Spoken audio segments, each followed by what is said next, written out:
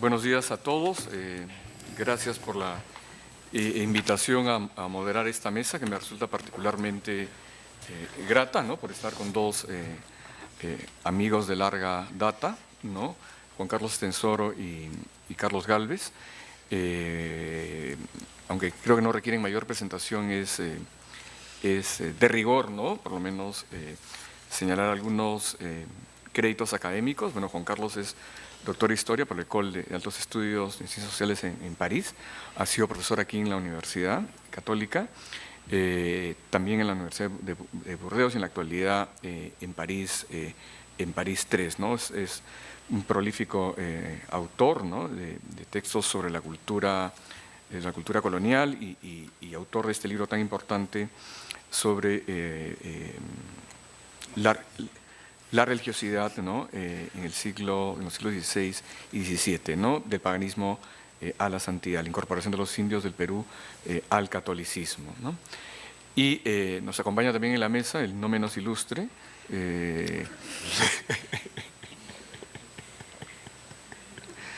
Carlos Gálvez, también doctor en Historia, ¿no? Por la Universidad de Columbia, y quien escribió una tesis, ¿no? sobre las crónicas conventuales o las crónicas religiosas en el Perú del siglo XVII, y también es autor de una edición cuidada de la obra del padre Giovanni Anello Oliva, y también algunos textos sobre la geografía y la historia de la Compañía de Jesús. Entonces, en el orden, en primer lugar va a hablar con Carlos Tensoro, va a tener 25 minutos, porque es el tiempo que me han señalado, ¿no? Y me han dado unos papelitos acá para que le vaya marcando el tiempo. Bueno, Juan Carlos, adelante. Gracias, Pedro. Quería agradecer especialmente, no solamente porque siempre hay que agradecer, pero muy especialmente a Claudia Rosas por la invitación y por realmente la oportunidad que no tengo tan a menudo como quisiera de, bueno, vengo al Perú por lo menos 2 o 3 veces al año, siempre estoy por esta casa que siento mi casa, doy a menudo clases, pero rara vez con los estudiantes y con el ámbito de historia. Estoy cada vez más bien frecuentando a los historiadores del arte, con mucho gusto también, pero yo siempre me he sentido un historiador a secas, así que me da muchísima alegría estar acá y insisto realmente en agradecerle a Claudia en haber pensado en mí y en permitirme estar aquí hablando. Yo voy a ser un poquito indisciplinado porque vine al primer día, ayer no pude estar, pero vine a la primera jornada de este coloquio y escuché a Cecilia Méndez, Juan Marchena, Susana Aldana, Víctor Peralta y Martín Urowski y ahora me siento en total libertad de no presentar algo puramente historiográfico ni evaluación de cómo veo yo la historia o nueva historia cultural hoy, en que probablemente hubiese hecho algo tal vez más escolar, sino que también era parte de la idea de Claudia, un poco hablar de mi trabajo y de las perspectivas historiográficas que están involucradas en él. Recordando que en las primeras conversaciones con Claudia sobre este proyecto de coloquio, lo que le propuse fue una mesa sobre sociedades de antiguo régimen. Discutiendo con Claudia sobre una constatación que es evidente y es el relativo poco interés de los estudiantes de historia hoy en día por el periodo colonial y digamos, tal vez preocupante para mí, relativa poca renovación, ¿no? del vivero de estudios coloniales entre la gente más joven frente a un masivo interés por algo que no existía en el Perú de manera tan clara, que es la historia contemporánea y la historia del presente o la historia reciente.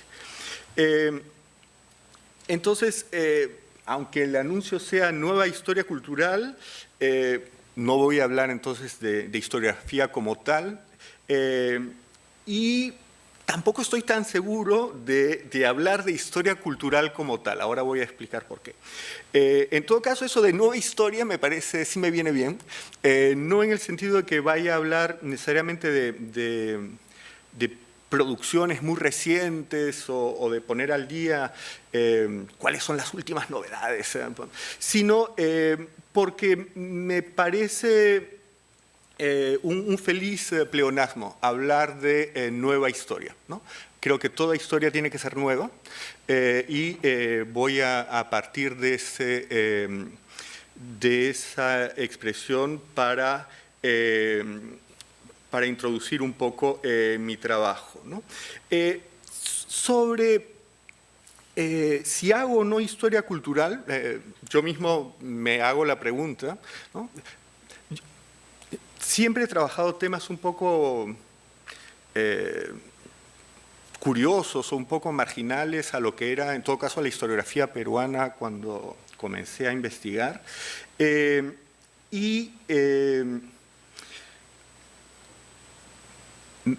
Obviamente tuve bastante influencia de la historiografía francesa en el momento en que estudiaba yo aquí, y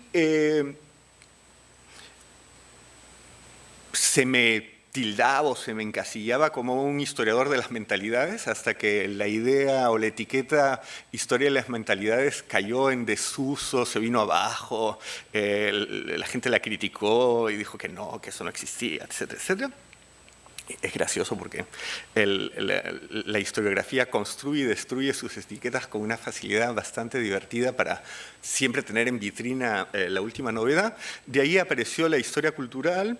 Entonces, Juan Carlos Estenssoro es historiador, hace historia cultural. Bien, no me identifico necesariamente con la historia cultural en el sentido que no me identifico necesariamente con el conjunto de la historiografía que lleva esa etiqueta. A veces incluso muchos de los trabajos de los últimos 10 años de historia cultural me irritan especialmente y me parecen que tienen una especie de frescura, por no usar una palabra más fuerte, metodológica, con la que realmente, digamos, no solamente me irrita, sino zanjo constantemente, ¿no? Y por otro lado, el otro vínculo que no hay que hacer, pero que la gente suele hacer muy fácilmente, es historia cultural, estudios culturales, y ahí sí que no siento ninguna afinidad, digamos, respeto mucho a los colegas que lo hacen, pero realmente siento que mi trabajo no tiene prácticamente nada que ver con ello. Y entonces, sin embargo, ¿por qué tengo esa etiqueta y por qué Claudia con toda naturalidad me pone a mí en la mesa de nueva historia cultural, ¿no? Entonces, creo que tiene que ver con mis temáticas y con mis objetos de estudio, ¿no? Me he preocupado de la música, me he preocupado del hecho religioso, de las representaciones plásticas, últimamente de heráldica, en algún momento de estética, de construcción de identidades, de memoria, de historia, de traducción, de ideas lingüísticas, y todo eso parece muy cultural, ¿no? Pero para mí, usar esos temas, aparte de mi empatía y mi simpatía por ellos, siempre ha sido una manera de abordar ciertas problemáticas ciertas problemáticas ante las cuales tenía o creía que había que tomar posición, pero de alguna manera en momentos en que había vacíos historiográficos sobre ello, ¿no? También he trabajado sobre bailes, en fin, sobre cosas raras, ¿no? Entonces, era como, para mí siempre ha sido como tener la cancha libre, ¿no? Es decir, no hay hay una suerte de terreno baldío, y eso es práctico, ¿no? Uno se mueve con tranquilidad y al mismo tiempo siempre ha habido ahí una suerte de marcar algo que podía significar en todo, para mí, una suerte de pequeño combate histórico, ¿no? Entonces, admito que el resultado, en todo caso, da la impresión de una estrategia, porque, bueno, otra de las etiquetas que tengo, y ahí sí la puedo aceptar fácilmente, ¿no? Es de tener como fuerte, digamos, un trabajo metodológico muy... a veces incluso la gente se burla un poco, ¿no? Una metodología tal vez demasiado rebuscada, ¿no? Entonces, esto puede sonar una suerte de muy sofisticada estrategia, ¿no? Pero no habiendo un campo historiográfico definido en los temas que he tratado, una suerte de absoluta falta de táctica, ¿no? Es decir, de una suerte de táctica cero frente a una estrategia sofisticada, con lo cual, obviamente, en esta práctica historiográfica se pueden haber producido vacíos en un diálogo que tal vez yo esperaba y que no han ocurrido, y a veces provocar molestias ahí donde no esperaba y reacciones así totalmente sulfurosas que me divierten por lo demás. Entonces, yo no sé nada de fútbol, pero como he estado invadido por el fútbol a pesar mío, tengo la impresión de algo así como es jugar en posición adelantada, ¿no? Uno mete goles, ¿no? Pero no valen. Y no me importa porque en realidad lo divertido es jugarlo, ¿no? Y creo, digamos, y eso forma parte a veces también de ciertos problemas que puedo tener profesionales. Es decir, que hacer historia es para mí tan una vocación y tan una satisfacción, un goce, ¿no? Que es un terreno en el que no estoy dispuesto a ceder, ¿no? Bien. Entonces, y al mismo tiempo, bueno, si uno ve mi producción historiográfica, la gente dice, bueno, ¿de dónde va? ¿No? Va del 16 al 19, a veces hasta el 20, trabaja historia del arte, trabaja religión, trabaja lingüística, traducción, es un irresponsable, un improvisado, bueno, ¿no? El que mucho abarca, poco aprieta, etcétera, etcétera. Y si yo tuviera que dar una coherencia a todo este trabajo, en todo caso tratar de convencerlos de que hay algo coherente detrás de todo ello, creo que en el fondo mis preguntas, aunque sean muchas y diversas, dan vueltas en torno a una gran pregunta, a un gran problema. Y es ¿qué cosa? Digamos, yo formularía la pregunta principal de mis trabajos como ¿qué cosa da coherencia a una sociedad colonial? ¿Y qué cosa es la experiencia que hace posible una sociedad colonial? Es decir, ¿cómo y por qué funciona una sociedad colonial? Y, por otro lado, ¿cómo se construye? ¿Cómo se logra que esa maquinita de relojería funcione? Y, obviamente, con su correspondiente desde el presente, y ahí mi rol de historiador, que todos sabemos, la historia se escribe desde el presente, se piensa desde el presente y se piensa también para el presente, creo que tiene que ver con una suerte de impertinencia en el diálogo del historiador con el presente y con la sociedad.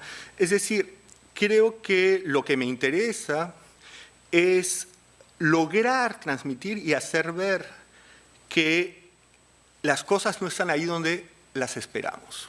Es decir, que la herencia colonial, que puede ser entendida como un lastre, como una dificultad, etc., no es ni está necesariamente anclada donde parece estar, ¿no?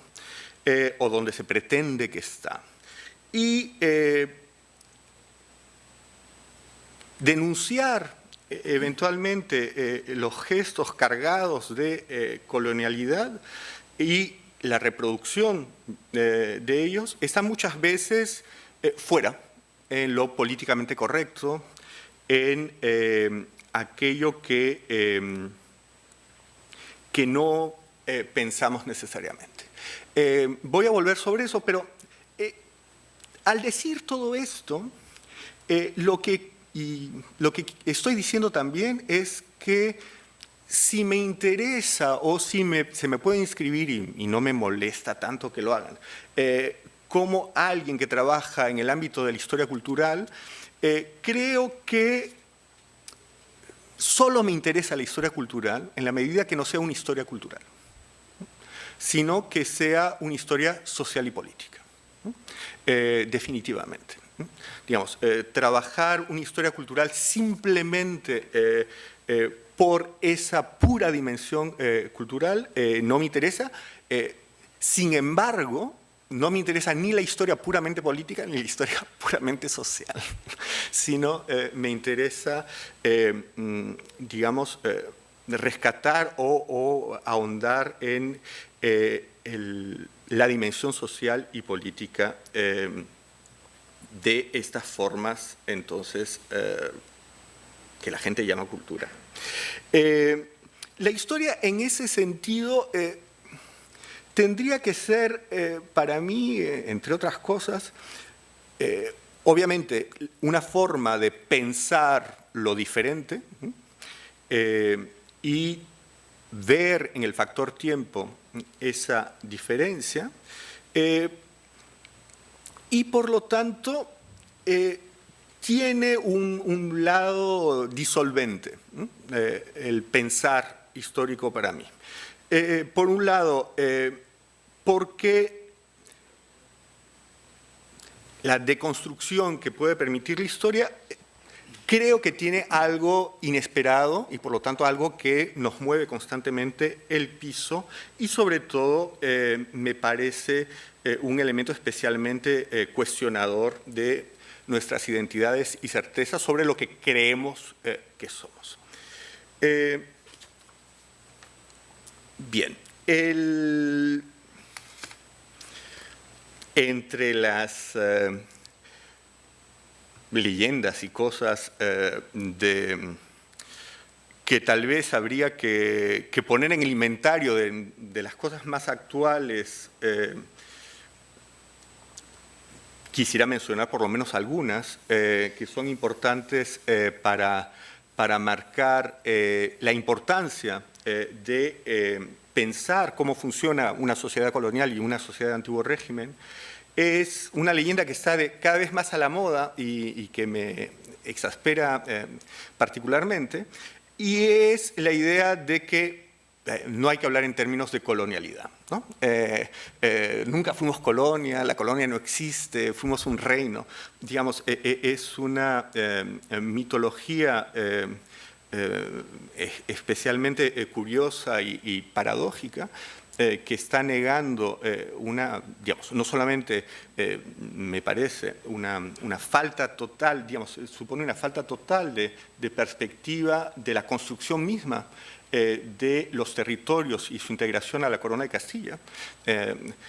Todas las cédulas hasta la creación del virreinato, es Francisco Pizarro el que escribe el reino, los reinos del Perú, y todas las cédulas que vienen desde la península marcan claramente la provincia del Perú.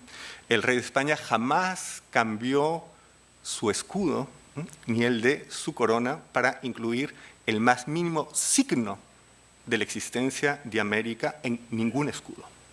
Entonces, la representación del espacio americano es el de la prolongación de un territorio castellano. Además, esta noción de que no fuimos colonia está negando totalmente un conflicto de más de medio siglo, casi un siglo, por justificar ideológicamente los títulos de Castilla sobre estos territorios. Otro problema muy reciente, pero creo que habrá que incluir en la agenda para, al revisitar la sociedad colonial, discutirlo y perturbarlo, es un fenómeno que en el Perú es muy reciente y que en los países vecinos y en general en Latinoamérica está cobrando una importancia política y una realidad cada vez más importante, y es el hecho que hoy por hoy tenemos nuevas bases jurídicas que están haciendo reemerger y permitiendo una instrumentalización de la etnicidad y de la reinvención de identidades étnicas frente a el juego de un horizonte de igualdad por las reglas de la ciudadanía. El fenómeno es complejo porque no es solamente una legislación nacional, sino es una legislación internacional, y porque es también complejo porque curiosamente cuando afloran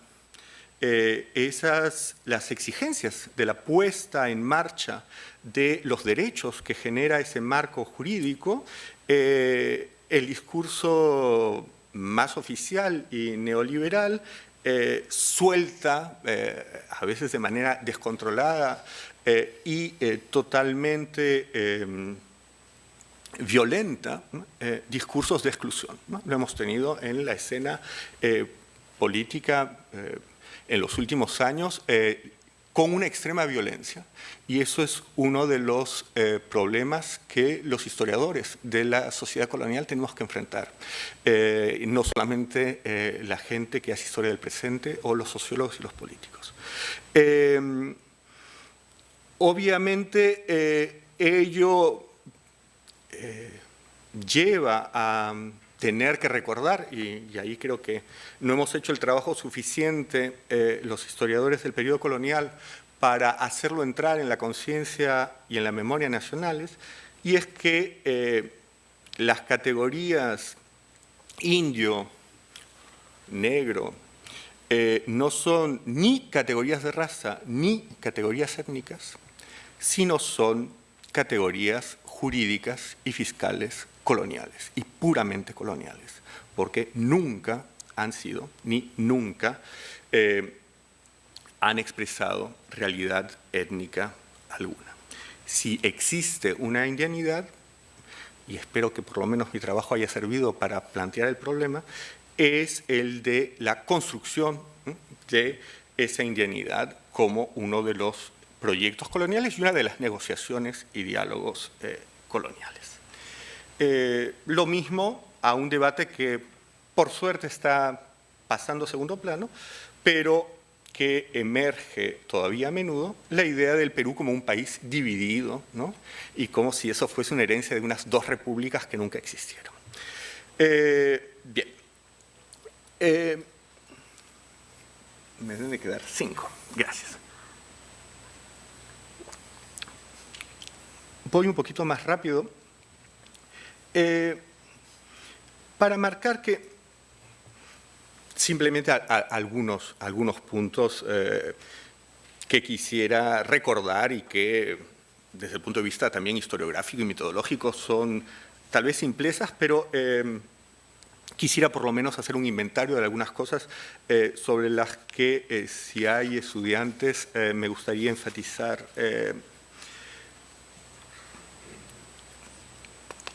Tenemos que pensar entonces estas dinámicas coloniales como dinámicas, ¿no?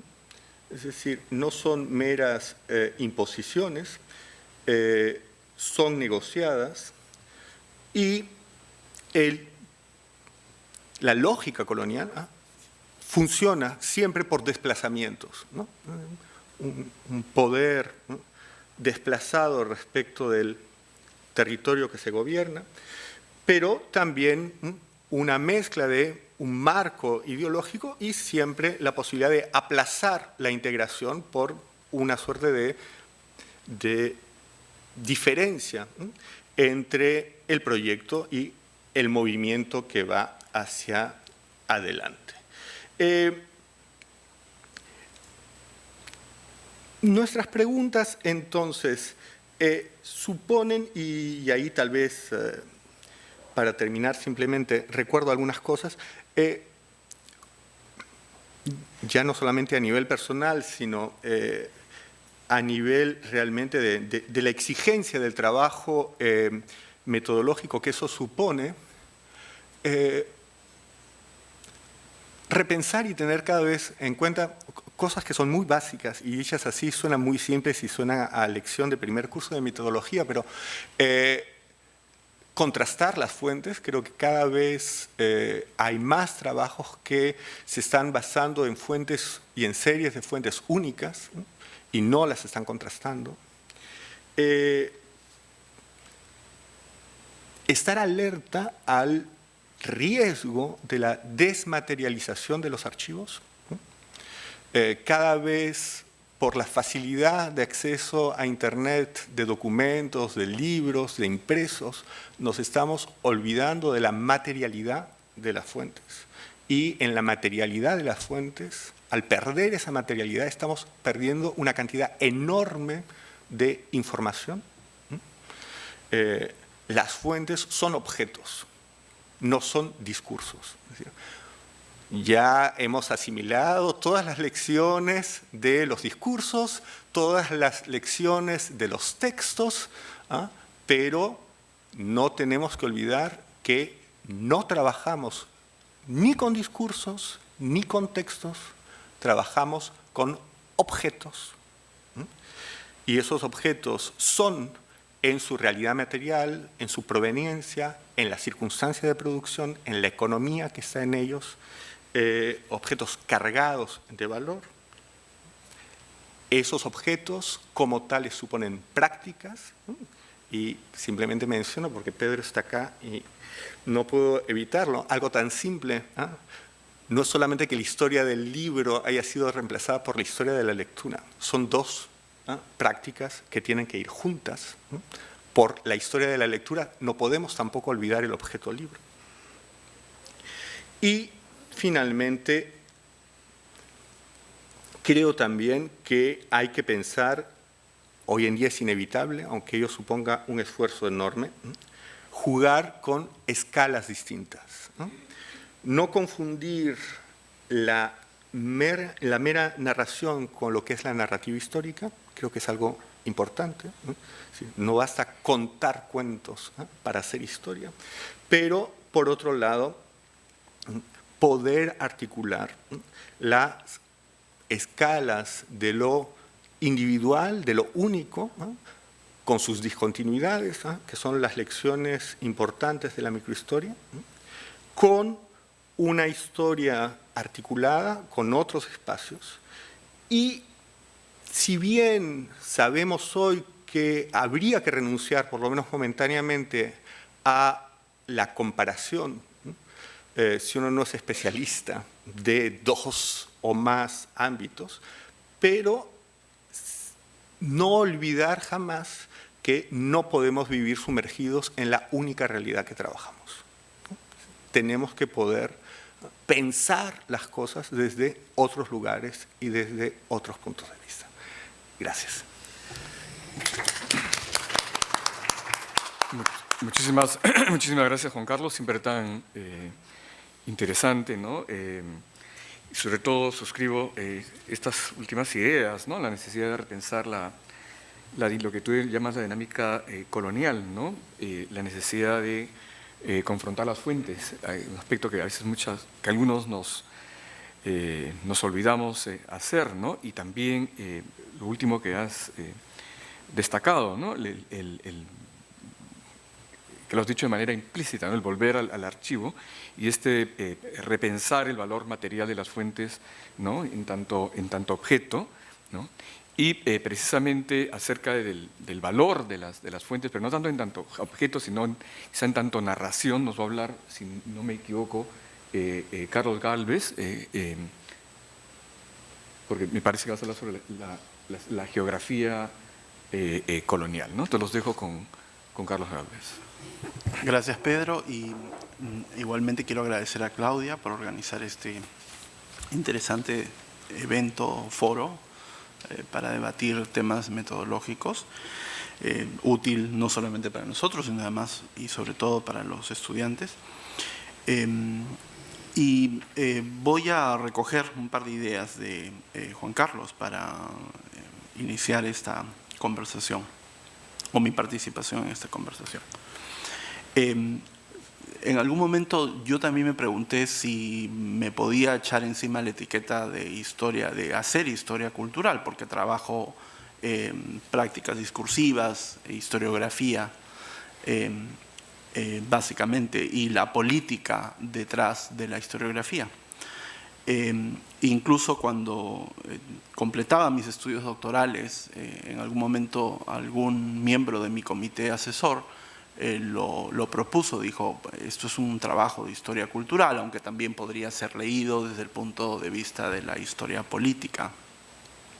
Y entonces justamente se me fue aclarando el panorama ya al final de que si me interesaba la historia cultural, como a Juan Carlos, me interesaba en tanto, ella ponía de manifiesto, ese enfoque metodológico ponía de manifiesto precisamente los aspectos sociales y políticos detrás de las prácticas culturales, y en este caso detrás de la escritura de la historia, que era lo que a mí me interesaba.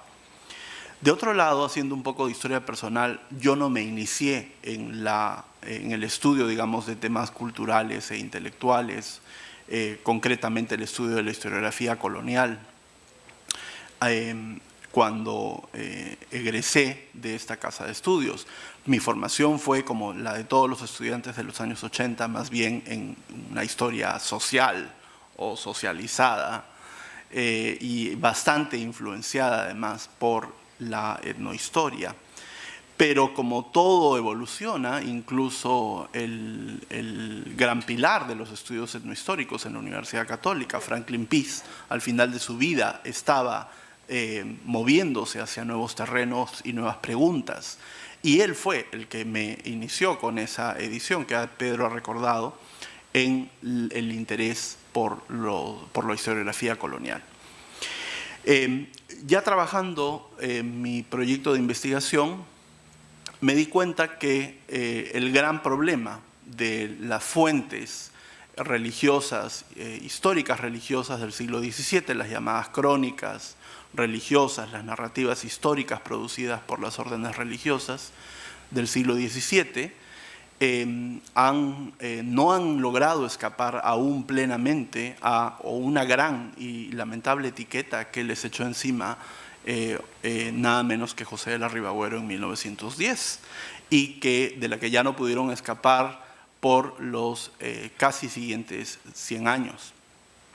Y es que se les tildó de ser fuentes de segundo orden para el entendimiento de la sociedad colonial, porque no tenían información original, por un lado, es decir, los autores no habían vivido de cerca, digamos, ni los días finales del Tahuantinsuyo, ni los primeros días del encuentro dramático entre el Tahuantinsuyo y la llegada o la invasión de los españoles.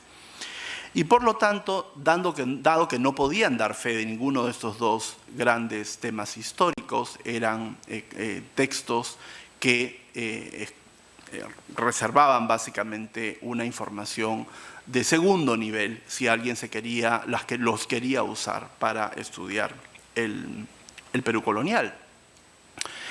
Esta definición, que fue la que, o esta, digamos, esta etiqueta que fue la que les puso Ribagüero a las crónicas conventuales, Naturalmente se da en 1910, cuando los estudios de crítica y cuando los estudios historiográficos y ciertamente la historia cultural no estaban desarrollados como tales, así que de alguna manera su prejuicio estaba basado también en el poco desarrollo que tenía todavía la ciencia histórica en el mundo moderno, ¿no? En el mundo contemporáneo.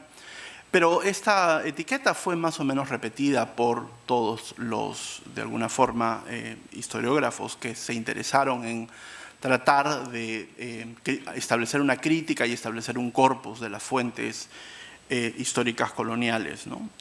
Pues ciertamente Benvenuto siguió a Ribagüero, luego Porras, e incluso, digamos, autores extranjeros no escaparon mucho de esa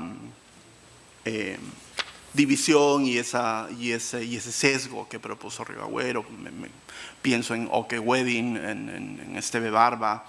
El propio Franklin de alguna forma conservó mucho de la división propuesta por Ribagüero, ¿no? El ser las crónicas del siglo XVI más vibrantes y de temática más, digamos, cierta, ¿no? Y reservar a las crónicas del siglo XVII, ya no por hablar de las que aparecieron tardíamente en el siglo XVIII, a un segundo orden en el valor.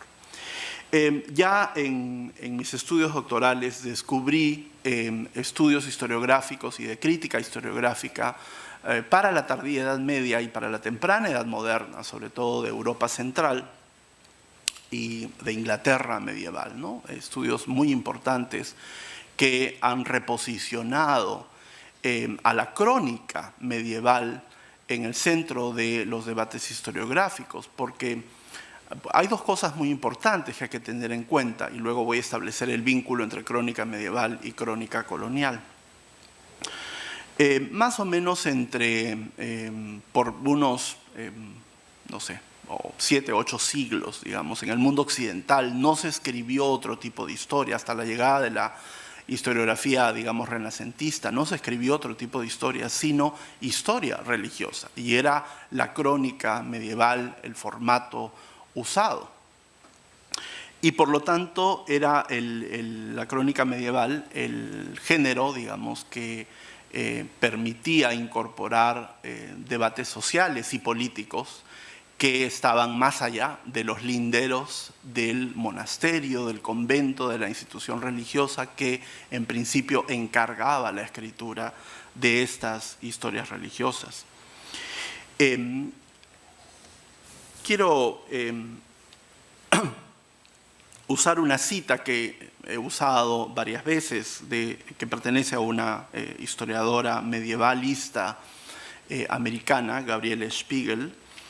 Ella dijo en un texto en el año 1999 que el mundo académico, los estudios académicos, se habían básicamente preocupado por lo que era históricamente cierto en la crónica medieval y habían dejado de lado la fuerza discursiva y constitutiva de la representación como tal en la crónica medieval.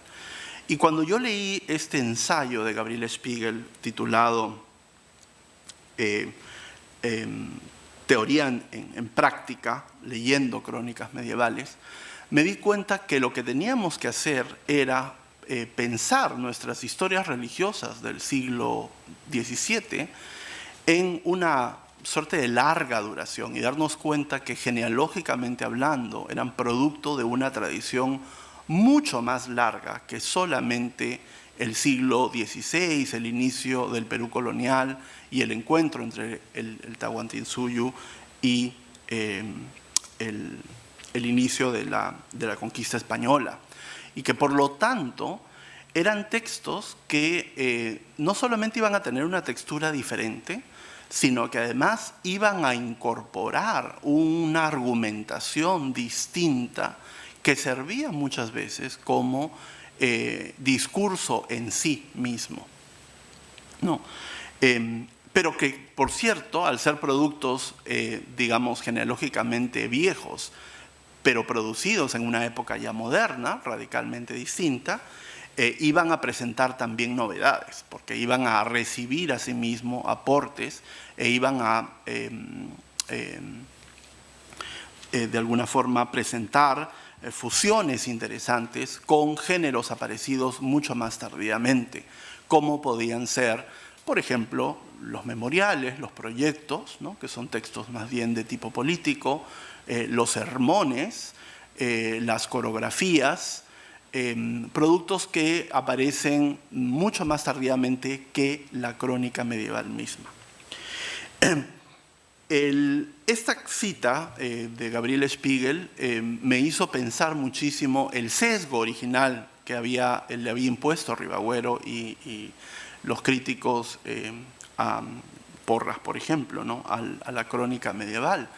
Y también el sesgo que habían padecido estas crónicas en los años 70, 80, incluso a principios de los años 90, cuando todavía se les quería ver solo y exclusivamente como fuentes para el estudio del Tahuantinsuyo, ¿no?, o las civilizaciones amerindias en general, previas a la llegada de los españoles.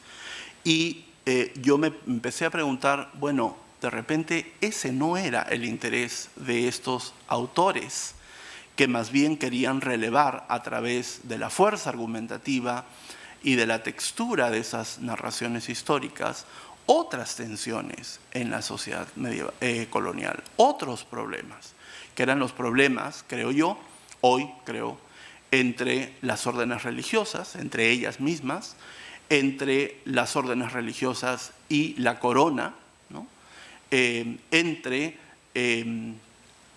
ciertamente el gobierno al interior de estas provincias religiosas que encargaban sus propias y auspiciaban sus propias versiones de historia, y otros problemas mayores, como por ejemplo el posicionamiento de España en un mundo ya relativamente globalizado, ¿no?, a partir de la era de los descubrimientos de fines del siglo XV. Entonces, las crónicas ya se me revelaban mucho más ricas y complejas, y por lo tanto también con una argumentación mucho más sutil de lo que originalmente se había pensado. Entonces empecé a cuestionarme y a preguntarme menos sobre si, por ejemplo, era importante pensar si había existido o no aquel Quipucamayo del cual hablaba X o Y coronista, ¿no?, y más bien pensar que otros aspectos en la narración podían tener más relevancia que tratar de rastrear la existencia de ese tal o cual informante andino. Y que de repente, ¿no?, debía prestarle más atención a la composición, por ejemplo, de biografías ilustres, biografías de santidad, hagiografías, menologios al interior de la crónica, y tratar de entender eso como una forma de aproximarme a un programa de expansión misional, ¿no?, a una forma de negociar con el Real Patronato beneficios para ciertas instituciones religiosas, ¿no? Y les voy a dar un ejemplo, digamos, de alguna forma, como repensado a partir precisamente de la teoría y de la crítica que se ha producido en Europa y en Estados Unidos sobre la crónica medieval, para aproximarme a la crónica colonial, a la crónica del siglo XVII, a la crónica religiosa, que es ciertamente distinta de la crónica del siglo XVI, que tangencialmente se ocupa, y probablemente nunca le interesó mucho, el tema mismo de la conquista o la historia del Tahuantinsuyo. Por ejemplo, una autora que he leído con cierto detenimiento, que se llama Amy Remansnyder, que también es una importante crítica sobre la historiografía medieval y que trabaja en la Alta Edad Media en Francia, ¿no? Y trabaja un tema que ella denomina las topografías de la memoria. En Francia, en la Alta Edad Media, pues habían muchas historias de monasterios, muchas historias de instituciones religiosas, y Riemann-Schneider piensa que justamente el uso o la descripción de estos espacios divididos entre espacios sagrados, espacios no sagrados, ¿no? Espacios que son sagrados porque negocian esa sacralidad con los nacientes estados, como la naciente monarquía francesa, pues tienen una forma particular de construir su discurso y su argumentación histórica dentro de las crónicas, ¿no?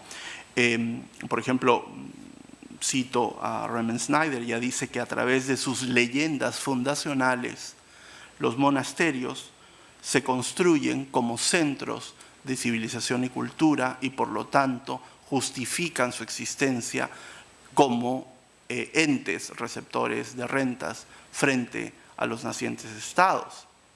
Entonces, con esta nueva óptica, yo me puse a pensar parte de nuestro corpus, que es amplísimo, porque además esa es otra cosa de la que hablaré dentro de un ratito,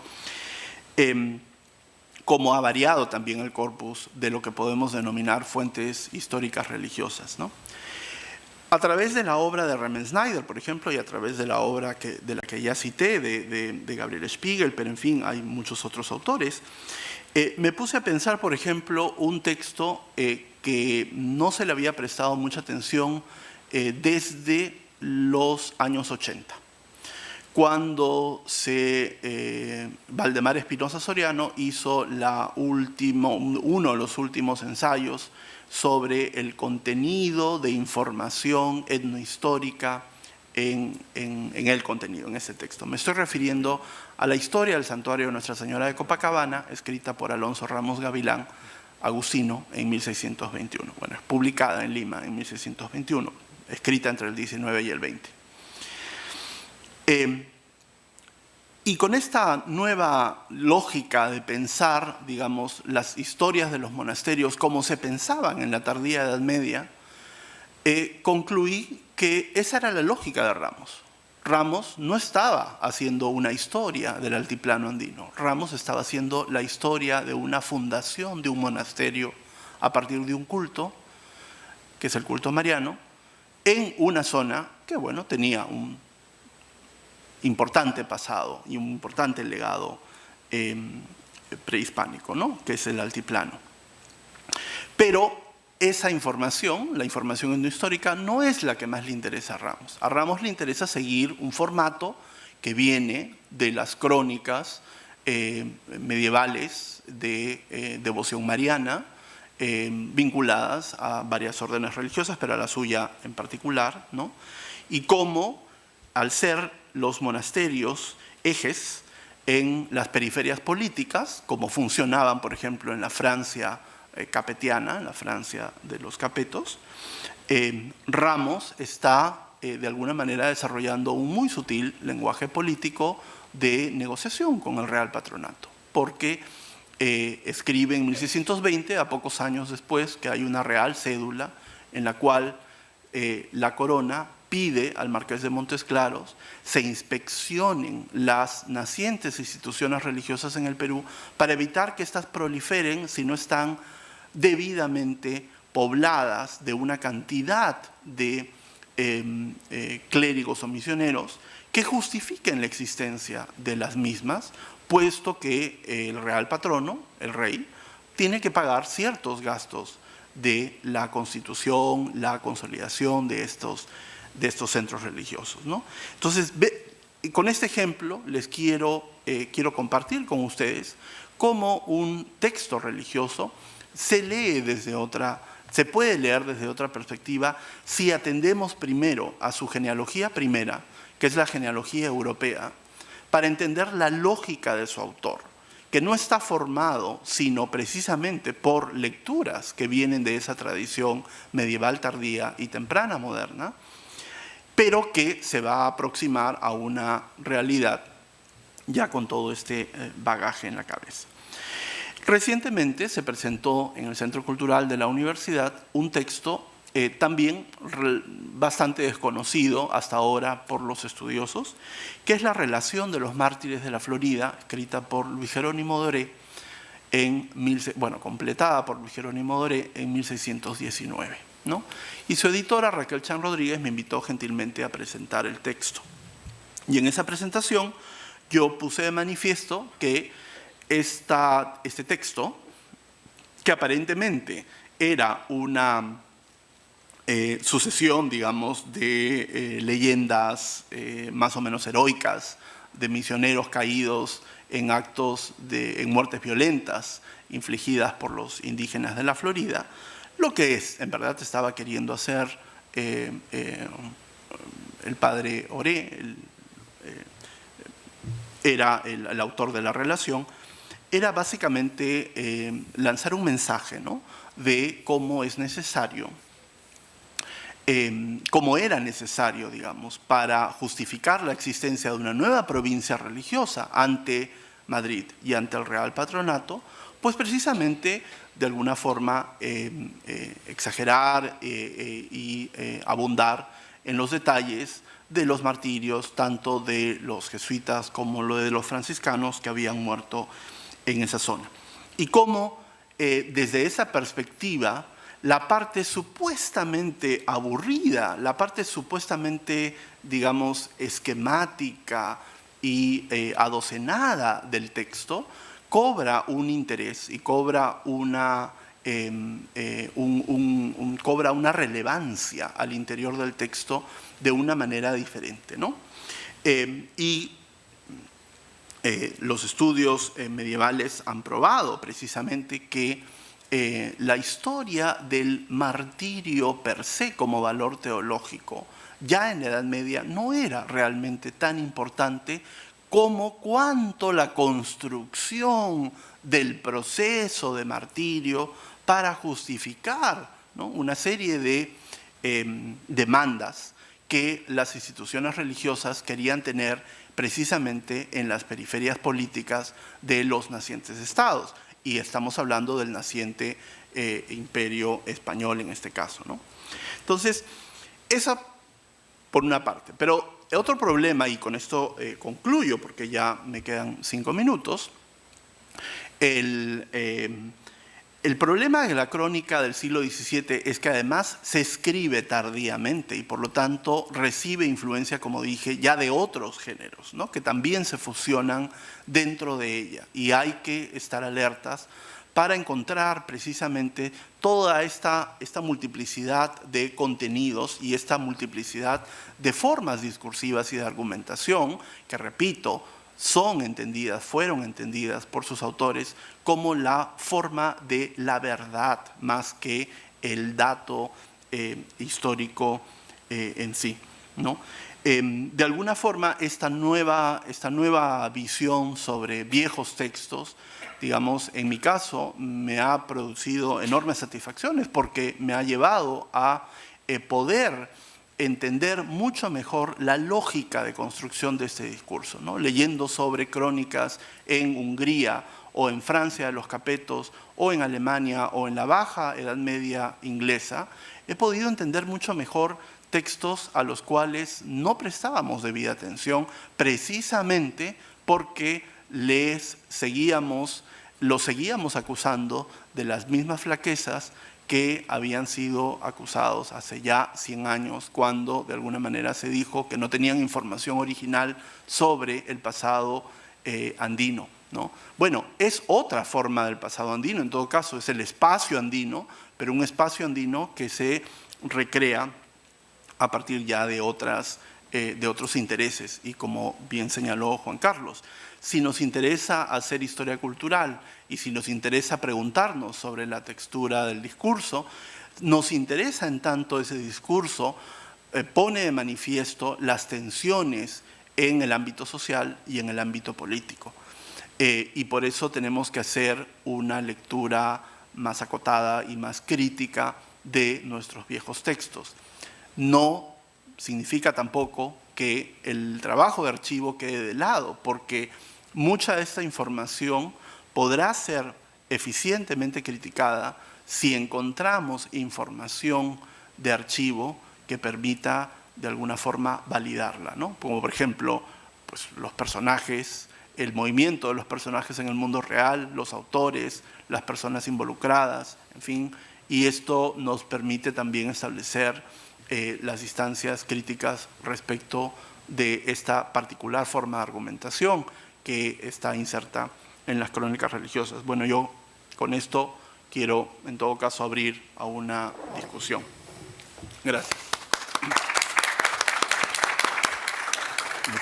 Muchísimas gracias, Carlos. Es claro que hay puntos de coincidencia acerca de la necesidad de repensar, ¿no?, o releer las fuentes coloniales, ¿no? Carlos ha insistido mucho, y creo que su trabajo es muy importante en la medida que propone, ¿no?, esta lectura de la historia de las órdenes religiosas, ¿no?, en relación con sus fuentes o sus modelos literarios europeos, ¿no? Bueno, la necesidad también de volver al archivo y no confiar tanto en las revistas ni en los periódicos.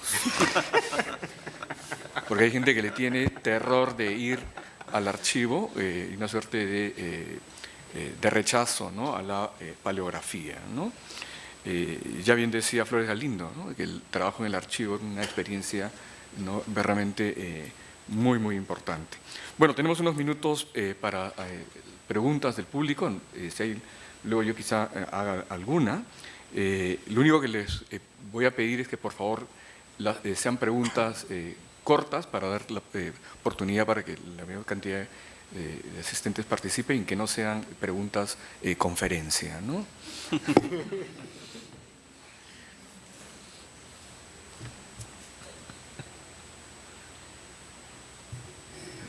No sean tímidos.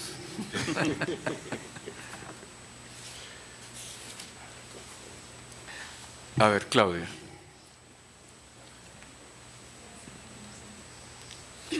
Muchas gracias, muy interesantes las reflexiones. Un aspecto con el que sí coincido plenamente es que la cultura o la historia cultural no tiene una autonomía con respecto a lo social, a lo político, otros aspectos, ¿no? Entonces, claro, nosotros utilizamos rótulos, etiquetas, pero que se quedan muy cortas con respecto a los temas que analizamos y profundizamos. Como Pedro ha dicho que no hagamos mini conferencias, bueno, me parece bien interesante eso. Pero otra cosa que quería comentar es este tema que me parece importante profundizar, ¿no?, que mencionaba Juan Carlos. La famosa herencia colonial, ¿no?, que se utiliza para explicar, justificar toda la historia posterior al periodo colonial, ¿no?, y que ahora resulta tremendamente insuficiente, ¿no?, para nuestras explicaciones históricas de periodos posteriores, pero incluso revela un poco conocimiento de cómo funciona una sociedad colonial y una sociedad de antiguo régimen, ¿no?, que es un poco lo que ustedes planteaban de distinta manera, ¿no? Entonces, no sé, de pronto podemos comentar un poco más sobre eso. Gracias.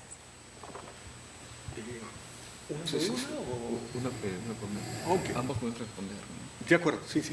No, simplemente si vamos a hacer ronda de preguntas o contestar una pregunta. No, totalmente de acuerdo. Claudia, digamos,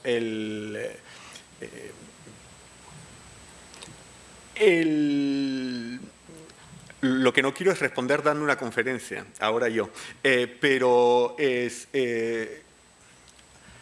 Por decir algunas cosas importantes, aparte de los puntos que señalé, ¿no?, digamos, y quiero aclarar, porque inmediatamente también hay un olorcito rancio que a la gente le encanta ponernos como saumerio. Tú, historiador colonial, debes de ser de derecha, rancio, y etcétera, ¿no? Entonces, no, y no me vengan con vainas, ¿no? Quiero decir que no se trata de hacer ningún elogio de una sociedad colonial, pero si queremos poner un límite, un pare a la exclusión y entender cuáles son los mecanismos de la exclusión, tenemos que entender cuáles son los mecanismos y cuál es la lógica que sostiene una sociedad colonial y nuestra sociedad actual, donde no solamente hay excluidos, y no solamente hay actitudes abiertamente censurables, ¿no? Sino qué cosa es lo que permite esas dinámicas. Y algo que se olvida, creo que tal vez la principal cosa que se olvida es que la sociedad colonial tiene una cantidad enorme de espacios de inclusión, aunque tenga mecanismos de exclusión y de discriminación, pero tenía muchos más espacios de diálogo e inclusión que nuestra sociedad actual. Y que el horizonte de nuestra sociedad actual que defiendo, que es el de la ciudadanía, en el presente inmediato, se está perdiendo como horizonte de integración para incluir las categorías coloniales como las categorías de una suerte de compensación histórica para la no exclusión.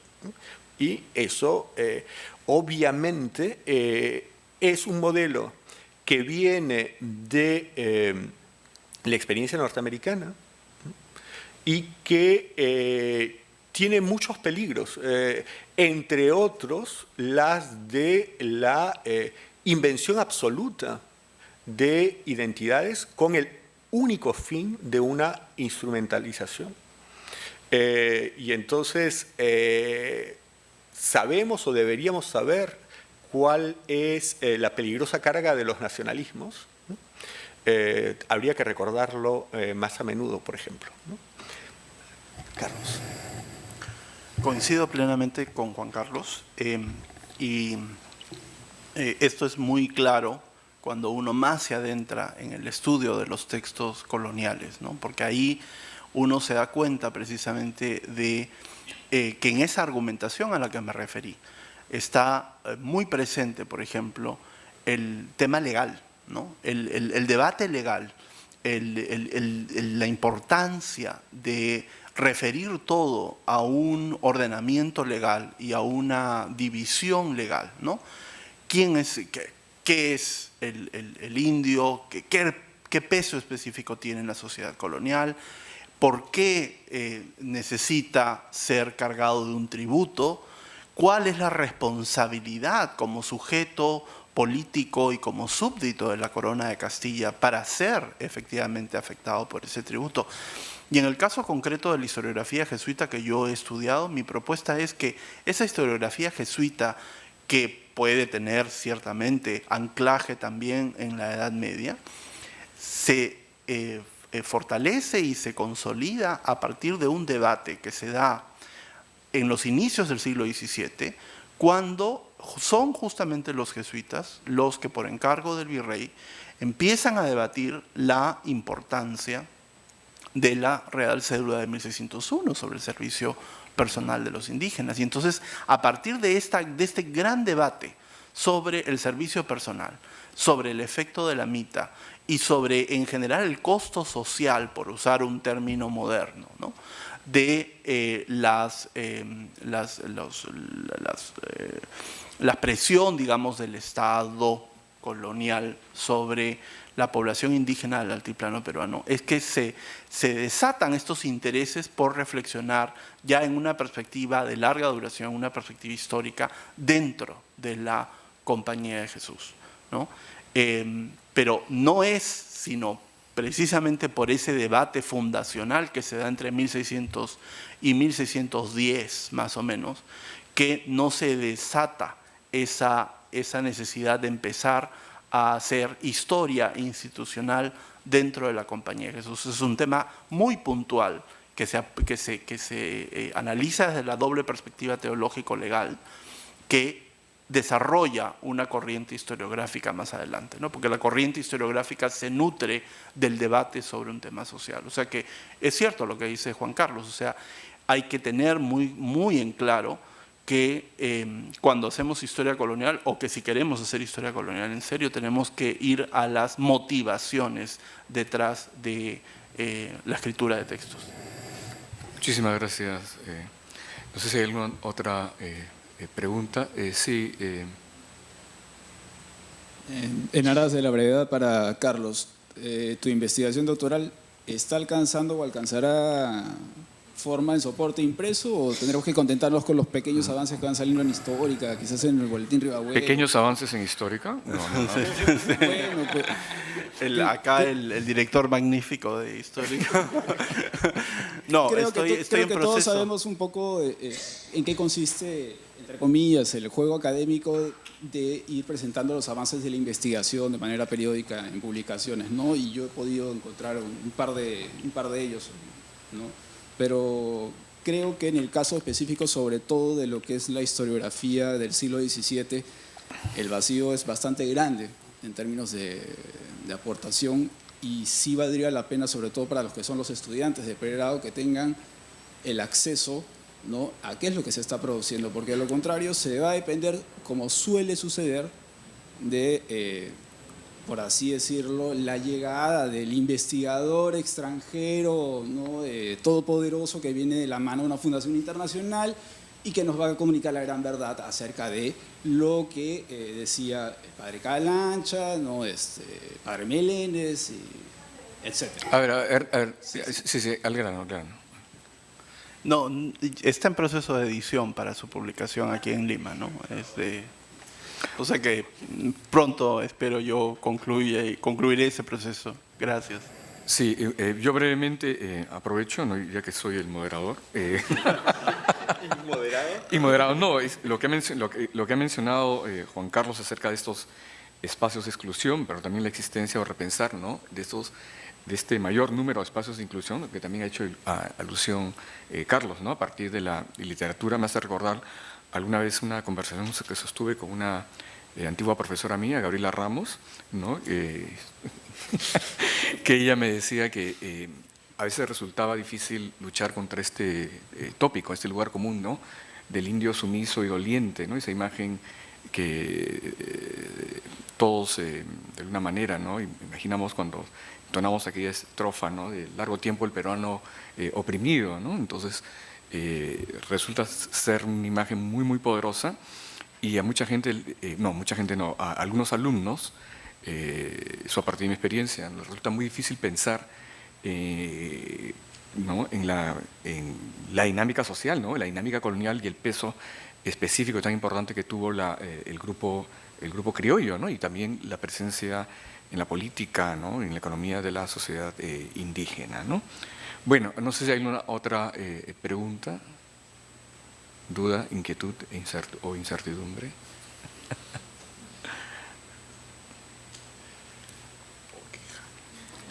A ver. Sí, a ver, Claudia, I'm amazed. Bueno, hay que aprovechar que los Ante el tenemos silencio aquí. no se sabe si hay consenso o disenso total. Sí, bueno, yo quería ir, que en realidad ambos tienen esa línea en la mesa, pero ir a la presentación de Carlos, que me gustó mucho, porque creo que refleja todo este cambio que ha habido en la historiografía contemporánea, de ya no solamente buscar en las fuentes coloniales la perspectiva etnohistórica y analizarlas desde ese punto de vista, buscando, ¿no?, cómo era la sociedad previa al contacto o a la conquista, cosa sobre lo cual ha escrito también mucho Juan Carlos, ¿no? Entonces me parece que ese cambio ha sido muy importante, porque nos ha permitido valorar esas fuentes desde otro punto de vista y ver más bien las categorías europeas, occidentales, que vienen de la tradición medieval y de la primera modernidad en esas fuentes. Entonces creo que estamos llegando ya en este momento a un punto de equilibrio, ¿no?, de poder ver no solo ese otro lado de las culturas prehispánicas, ¿no?, sino también ver estos elementos, y eso nos remite tremendamente a la fuente, ¿no? Porque ¿quién produce esa fuente? ¿Cómo la produce? ¿En qué circunstancias? ¿Con qué objetivos y motivaciones? Y me parece muy importante lo que planteabas. Y si uno quiere entender la historiografía indiana del siglo XVI-XVII que tú trabajas, le sirve más la historiografía medieval y de la primera modernidad que otros referentes, ¿no? Porque ahí se mezcla el mito, la leyenda con elementos ciertos y aquellos que no. Entonces es otro tipo de lectura y de aproximación, ¿no? Como la que tú planteas, ¿no? Entonces solo quería reflexionar sobre ese punto y a ver si ustedes comentaban algo, porque me parece un cambio muy importante que se ha dado, y ese cambio se ha dado con la generación de ustedes, ¿no? Gracias. Carlos. A ver, yo cada día me convenzo más que justamente esta presentación binaria del mundo colonial, ¿no? Españoles, indios, nos ha sido de alguna manera impuesta. Y que los teóricos, los tratadistas, los historiógrafos del siglo XVII, por ejemplo, no pensaban el mundo así, de manera tan binaria y tan excluyente. Eso no quiere decir que no hubiera espacios de discriminación o de abuso, ¿no? Pero por eso me parece tan importante ir a los debates de tipo legal o sobre los efectos del Estado, de la acción del Estado al interior de esas historias, para entender cuál era la lógica con que se aproximaban a entender su propia época. Y luego, tampoco quiero que se entienda que estoy sugiriendo una lectura de estas grandes historias religiosas divorciada de otros textos que aparecieron en su momento y que fueron parte también de la trama, digamos, ideológica de esa época, ¿no? Hay que leer estas historias de alguna forma en relación, ¿no? Y en diálogo permanente con otros textos, ¿no? Por eso digo, hay que leer las crónicas, porque además muchas veces eran los mismos autores, ojo, hay que leer las crónicas como parte de un discurso que involucra el memorial, el sermón, la poesía épica, y en todos estos textos podemos encontrar una intencionalidad, ¿no? Que más o menos sutilmente. Es curioso, la cultura en el mundo colonial, por supuesto yo no les voy a revelar nada nuevo ni a Juan Carlos ni a Pedro, pero incluso en textos tan aparentemente, no diré anodinos, pero en todo caso tan esquemáticos de alguna forma, como pueden ser, por ejemplo, la publicación de un sínodo encargado para un episcopado específico, ¿no? En la introducción, el obispo, editor o autor, puede ya en un párrafo introducir todo un debate de tema social que, por cierto, tiene relación con la aplicación del sínodo, porque la aplicación del sínodo, ¿qué cosa es? No es otra cosa sino el esfuerzo de construir formalidad en la evangelización. Entonces, allí hay todo un debate sobre la naturaleza del indio, sobre la relación entre indígenas y españoles, sobre el trabajo, en fin, una serie de debates, ¿no? Entonces, creo yo que eso es lo que quiero poner de relieve, ¿no? Porque me parece que estos debates están en los textos, pero no nos presentan una sociedad tan binaria como a veces las simplificaciones nos quieren hacer entender, ¿no? Yo recuerdo discusiones con colegas, por ejemplo, en Estados Unidos, en que me decían, pero en el Imperio Español no existía ciudadanía. Por supuesto que existía ciudadanía, pero era una ciudadanía de distinto tipo a la ciudadanía como la podemos entender modernamente, ¿no? En una ciudadanía de otro orden, pero en fin, ese tipo de nociones preconcebidas que quieren presentar de alguna forma un mundo más polarizado, ¿no? Tenemos que escapar de esas. Sí, Claudia, creo que, en fin, tienes razón, y yo diría que sería un reclamo mío incluso. tengo la impresión que la historia colonial no ha existido como un campo de estudios, sino ha existido esencialmente, y espero que ahora exista como un campo de estudios, pero tampoco estoy tan seguro que eso sea algo ya logrado, sino ha existido esencialmente como un periodo, como un lapso cronológico, y no como una verdadera problemática histórica o historiográfica en nuestra tradición historiográfica peruana. ¿Por qué lo digo? No digo que nadie se haya ocupado de la colonia, no estoy diciendo eso, sino que descomponer las fuentes, destruir la realidad misma de las fuentes coloniales para pescar el hilo etnohistórico y tratar de hacer una historia de un fragmento de población hasta el presente o otra tradición hispanista, etcétera, han impedido ver la realidad colonial como una realidad y como una problemática. Y nos han llevado tanto a la lectura reduccionista de la resistencia como a la posterior lectura alimentada obviamente por un panorama internacional, historiográfico y de ciencias sociales distinto de la dependencia. Entonces, creo ahí que hay algo que tenemos que realmente afrontar. Digamos, es algo por lo que yo he luchado, gritado, etcétera, pero eso no quiere decir que porque Carlos, Pedro, yo y algunos más estemos en eso, haya una verdadera conciencia de la necesidad de definir y de visibilizar la historia colonial como un verdadero terreno historiográfico y como una verdadera problemática histórica. Yo creo que eso es una tarea pendiente y tal vez no somos lo suficientemente gritones y no vendemos bien en los periódicos, tal vez para decirlo en voz alta, ¿no?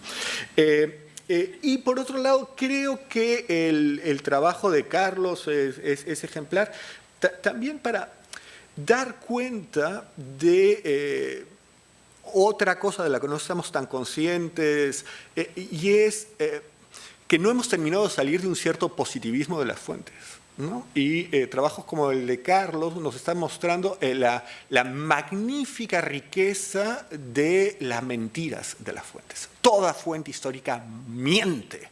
Qué maravilla, ¿no? Digamos, es gracias a esas mentiras, es gracias a esa dislocación, esa imposibilidad, esa opacidad de las fuentes que tenemos una riqueza maravillosa de información si tenemos la inteligencia y, digamos, también si nos tienta la dificultad de plantear todas las aristas, ¿no? de la lectura de esas complejidades.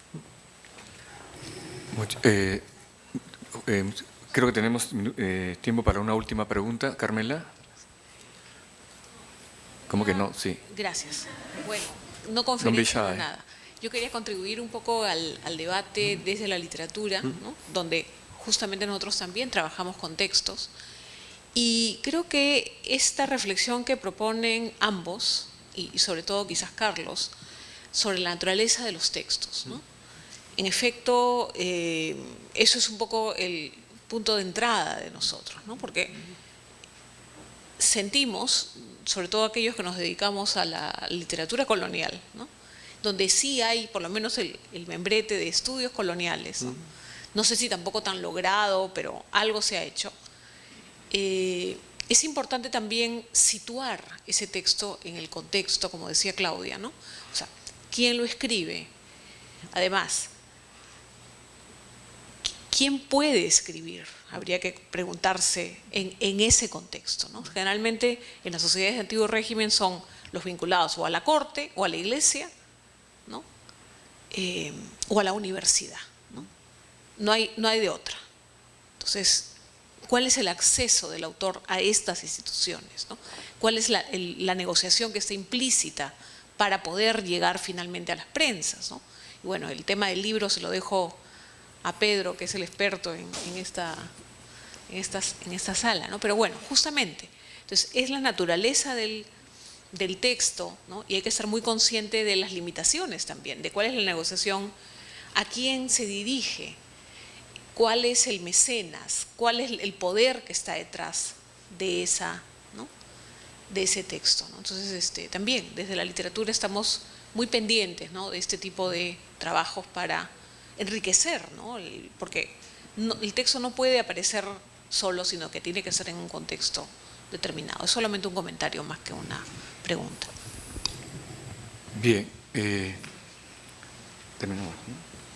Bueno, muchísimas gracias a todos por su presencia y agradecemos también a los participantes, a Juan Carlos Estensoro y a Carlos Garles, y los invitamos a las sesiones de la tarde que están igualmente interesantes.